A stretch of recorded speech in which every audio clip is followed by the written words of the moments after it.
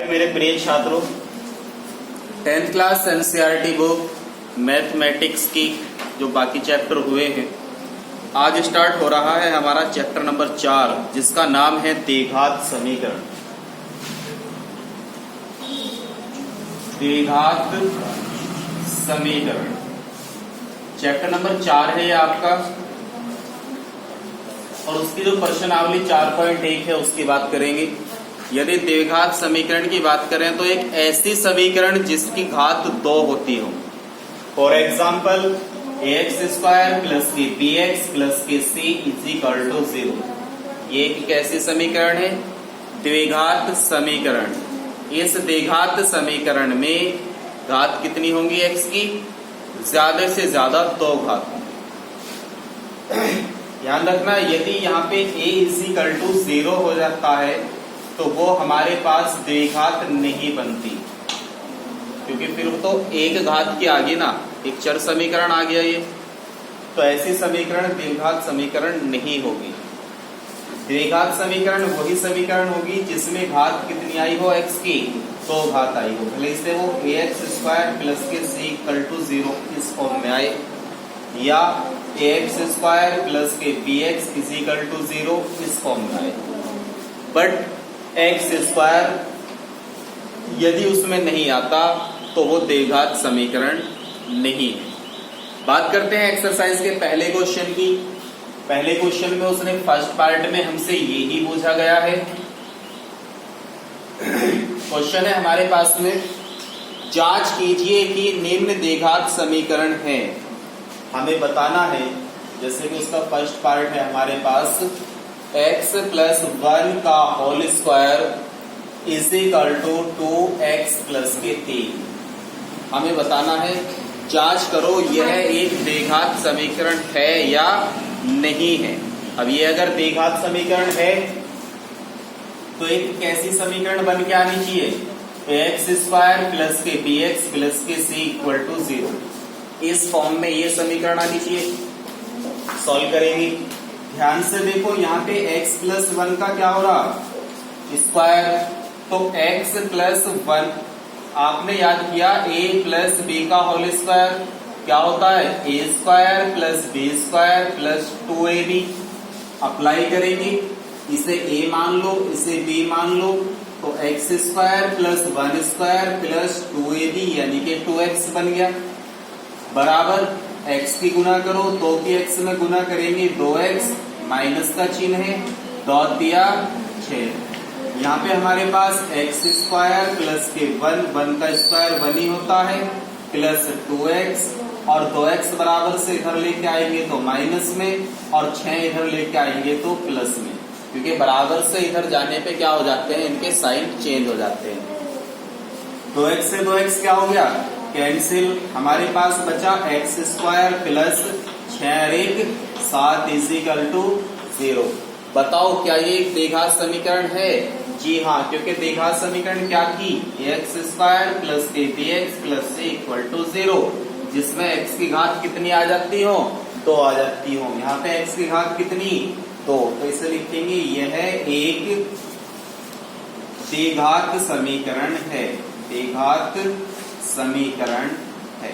बात आ गई समझ में? बात करते हैं इसके सेकंड पार्ट की। इसके सेकंड पार्ट में क्या कहा इसने? हमें सेकंड पार्ट कुछ इस तरीके से दिया है कि x² माइनस के 2x is equal to minus के 2, और फिर एक संख्या दी है 3 माइनस के x। अब बताना है क्या ये द्विघात समीकरण है या नहीं है, इसकी जांच करनी है। ठीक है भाई, इसे सॉल्व कर लेते हैं। x² माइनस के 2x हमारे पास पहले से ही अवेलेबल है, 2 की गुना 3 के साथ करेंगे तो 2 दिया 6, चिन्ह काहे का है? माइनस का, तो माइनस लगाएंगे। अब 2 की गुना x के साथ होगी तो माइनस माइनस प्लस, 2 की x के साथ गुना करें क्या बना? 2x।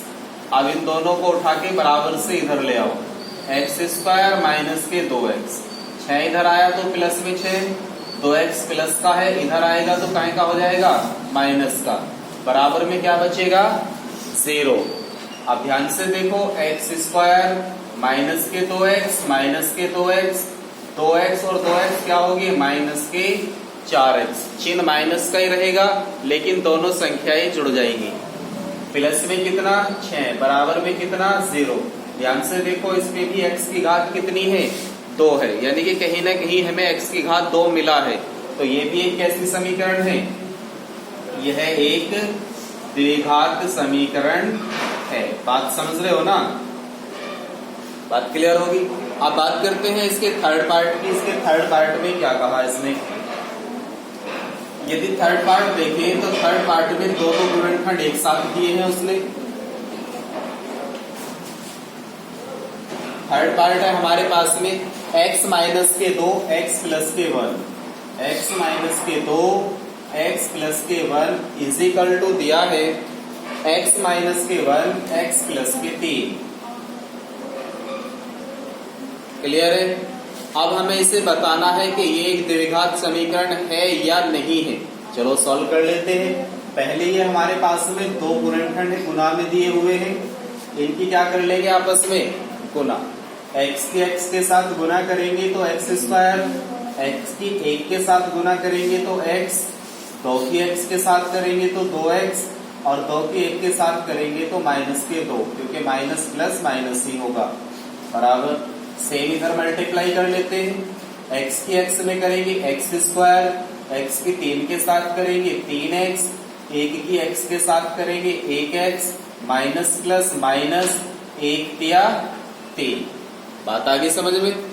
इसके बाद यहाँ पे हमारे पास x स्क्वायर माइनस माइनस के 2 में से 1x जाएगा तो 1x ही तो बचेगा, माइनस में कितना 2 बराबर।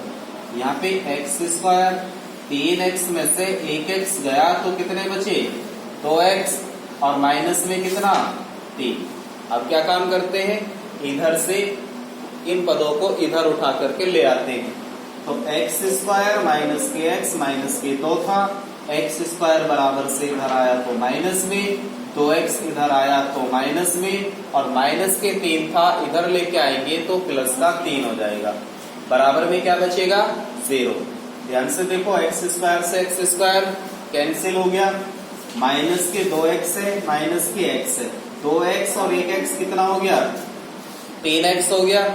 यहाँ पे प्लस के 3 है, यहाँ पे माइनस के 2 है, 3 में से 2 गया प्लस का 1 बराबर में क्या है 0।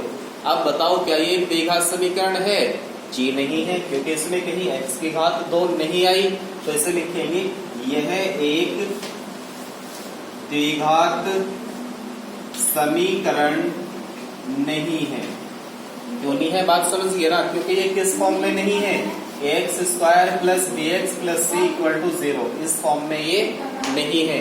यदि इसमें कहीं एक्स स्क्वायर आ जाता तो हम मान लेते ये एक द्विघात समीकरण है, लेकिन ऐसा कुछ आया ही नहीं, तो ये द्विघात समीकरण नहीं है।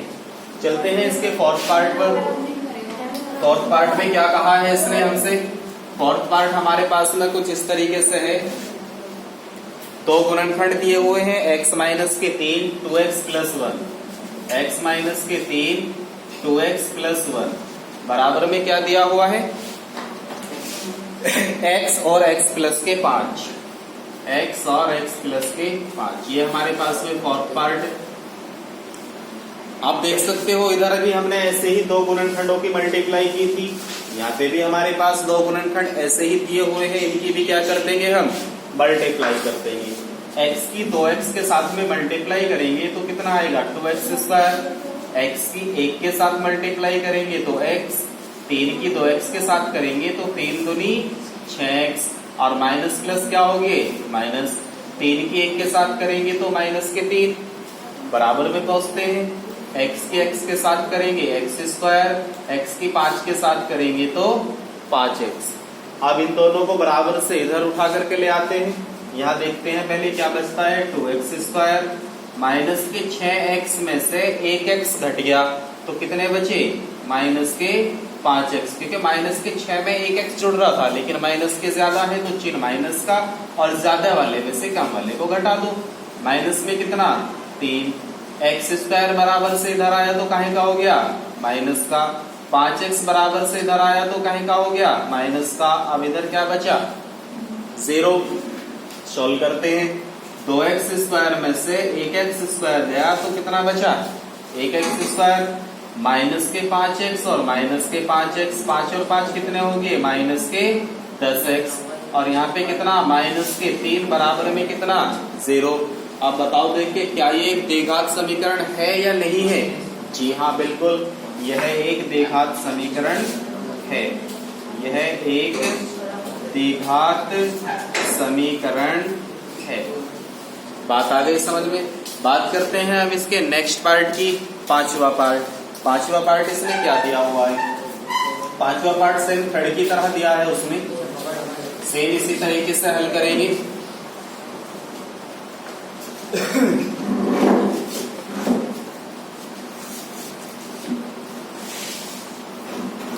पांचवा पार्ट जो है भाई देखो इसे, इसने कहा हमसे कि 2x माइनस के 1 x माइनस के 3, 2x माइनस के 1 और x माइनस के 3 बराबर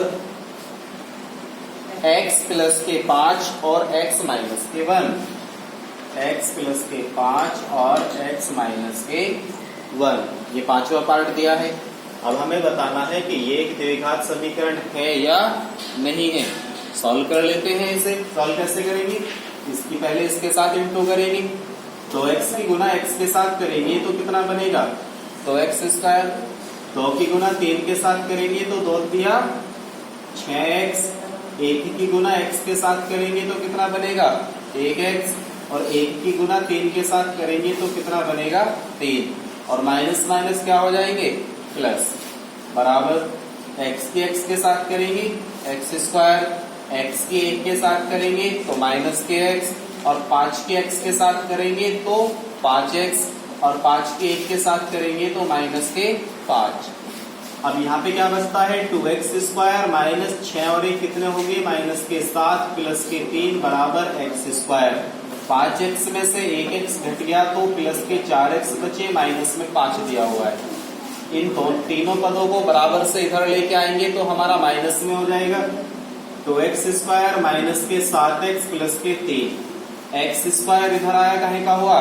माइनस का, प्लस के 4 है बराबर से इधर आएगा तो माइनस का, प्लस माइनस के 5 है बराबर से इधर आएगा तो प्लस का, बराबर में कितना है? 0। 2x² में से 1x² माइनस हो गया तो कितना बचा? x², माइनस के 7 और माइनस के 4, 7 4 कितने होंगे? माइनस के 11, 5 और 3 कितने हुए? 8, बराबर में कितना हो गया? 0। क्या यह एक द्विघात है? जी हाँ, यह एक द्विघात समीकरण है, क्योंकि इस पे x की घात कितनी है? 2। यहाँ पे लिखेंगे यह एक द्विघात समीकरण है। अब देखते हैं इसका छठा पार्ट। छठवें पार्ट में इसने क्या कहा है? छठा पार्ट जो है हमारे पास में कुछ इस तरीके से दिया है उसने कि x² प्लस के 3x प्लस के 1, x² प्लस के 3x प्लस के 1 बराबर में दिया है x माइनस 2 का होल स्क्वायर, x माइनस 2 का होल स्क्वायर। तो सेम इसे भी सॉल्व कर लेते हैं और बताना है द्विघात है या नहीं है। तो यहाँ पे तो सेम ऐसे का ऐसे ही x² प्लस 3x प्लस 1 बराबर a माइनस बी के होल स्क्वायर का फॉर्मूला बन रहा है। a माइनस बी का होल स्क्वायर क्या होता है कि a² यानी कि x² प्लस b² यानी कि 2² माइनस दोनों की गुना का दुगुना, 2 दूनी 4x।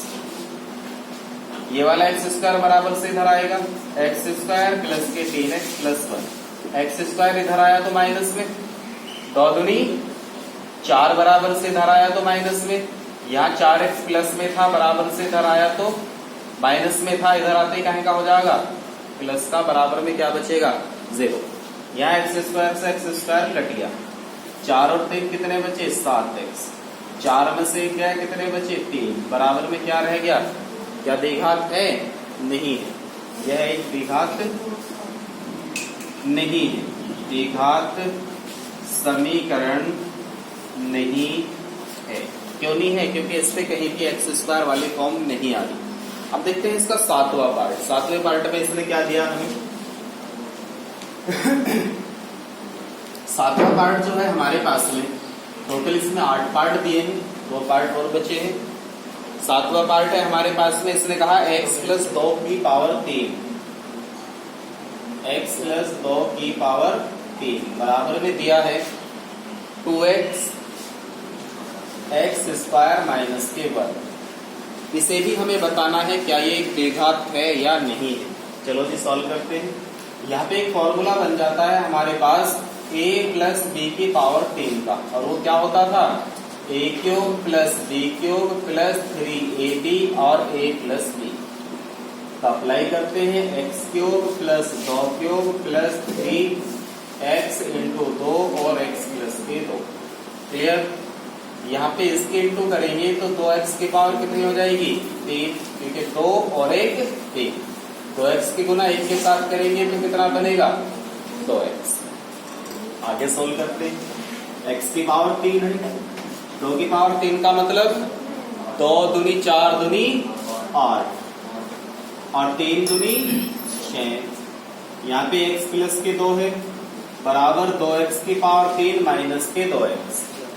अब यहाँ पे है x की पावर 3 प्लस के 8, 6 की गुना करेंगे तो कितना बनेगा 6x स्क्वायर।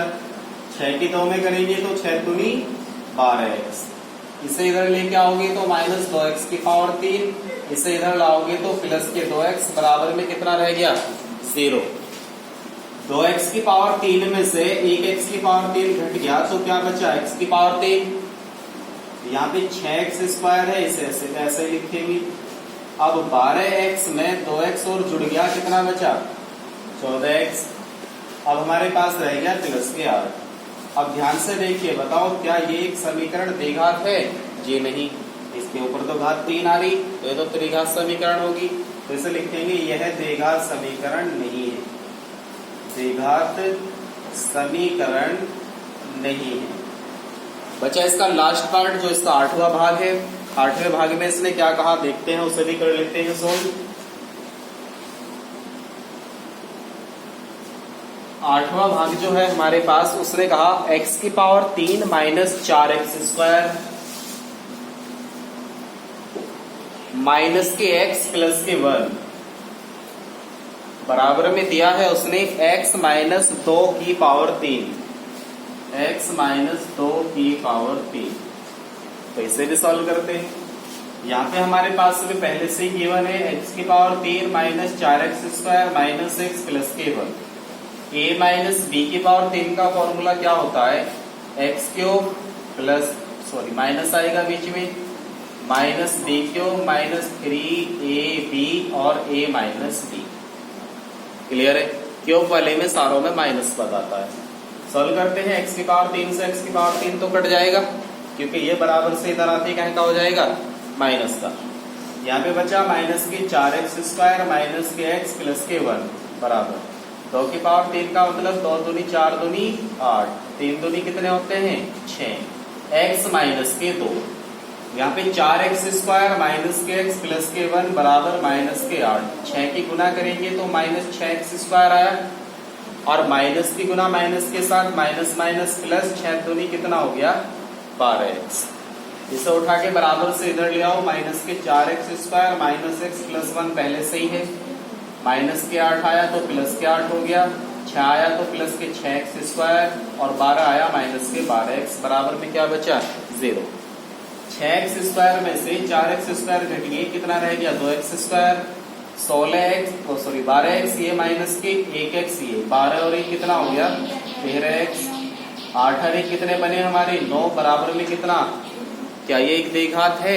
जी हाँ। तो इसे लिखेंगे यह एक द्विघात समीकरण है, यह एक द्विघात समीकरण है।